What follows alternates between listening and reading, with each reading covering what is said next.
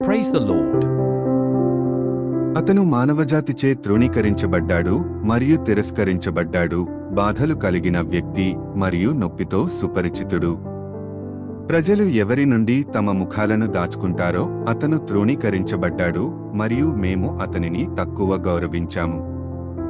నిశ్చయంగా అతను మా బాధలను భరించాడు మరియు మా బాధలను భరించాడు.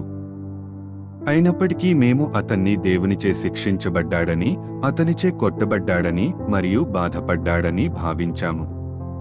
అయితే ఆయన మన అతిక్రమముల నిమిత్తము గుచ్చబడెను, మన దోషములను బట్టి నలిగింపబడెను.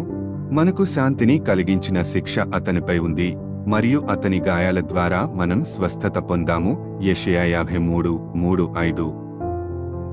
అప్పుడు అతను వారితో ఇలా అన్నాడు, నా ఆత్మ మరణానికి సంబంధించిన దుఃఖంతో మునిగిపోయింది. ఇక్కడే ఉండి నాతో కాపలాగా ఉండు. మరికొంత దూరం వెళ్లి నేలపై ముఖం పెట్టి, నా తండ్రి, వీలైతే ఈ గిన్నె నా నుండి తీసివేయండి, అయినా నేను కోరినట్లు కాదు, మీ ఇష్టం వచ్చినట్లు. మత్తయి 26:38-39.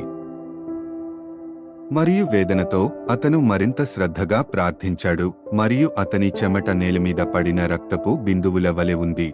లూకా 22:44. Amen.